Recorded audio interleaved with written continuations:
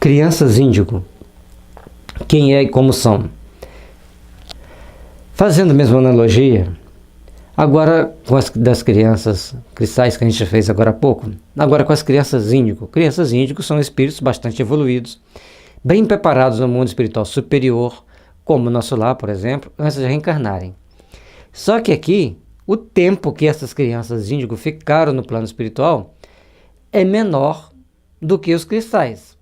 E outro detalhe importante da gente entender é que as crianças índigo são bem comprometidas com as leis divinas. Portanto, possuem muito conhecimento em várias áreas da tecnologia terrena, mas são um pouco obsediados, ou seja, ainda guardam algum grau de sintonia com os planos espirituais menos felizes, como as comunidades espirituais do médio, baixo, umbral inferior, e da crosta e da subcrosta e dos abismos.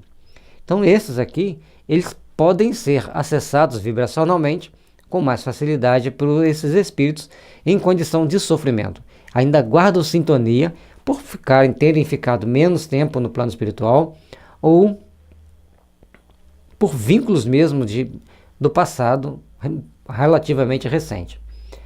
Por que relativamente? Que para o mundo espiritual, 200, 300 anos é praticamente nada.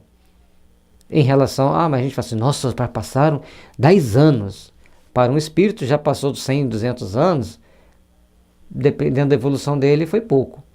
Dependendo do grau de vibracional dele, também foi pouco.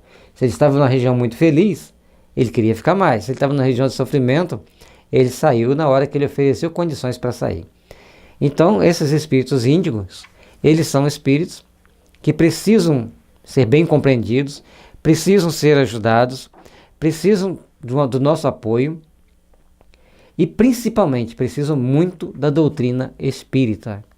Porque a doutrina espírita vai nos mostrar que existe o mundo espiritual, como é esse mundo espiritual, as nossas responsabilidades, porque ele já tem conteúdos suficientes para ingressar no trabalho, nas lides de trabalho do bem, nas linhas de trabalhadores daqueles que estão comprometidos com Cristo, que estão comprometidos em fazer o bem, mas precisam de ser instruídos do porquê que eu tenho que fazer isso. Lembre-se, nós estamos lidando com espíritos muito inteligentes, muito capazes de fazerem grandes realizações.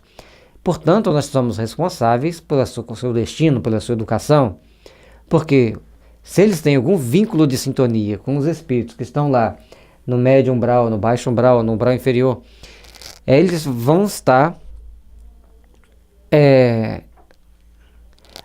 precisando do nosso amparo, precisando da nossa ajuda, principalmente de se instruírem. E é de extrema importância quando a gente tenha o hábito de estudar, pelo menos 1 hora por dia, uma obra edificante. Todos nós temos que ter, e para essas crianças índigo é importante uma leitura edificante. Bom, você pode dizer assim, mas a minha família é protestante e não acredita nisso. Tudo nessa vida é uma questão de opção, uma questão de escolha. Se você é protestante e procura estudar bem a doutrina, o Evangelho de Jesus, entende ele e procura praticar as máximas de bondade, as máximas morais, ótimo. Agora, se você não tem essa dificuldade de entender e de colocar em prática, aí você tem que buscar quem ajuda. Aí você fala assim, mas os espíritas fazem isso? Os jovens espíritas estão sendo preparados para fazer isso.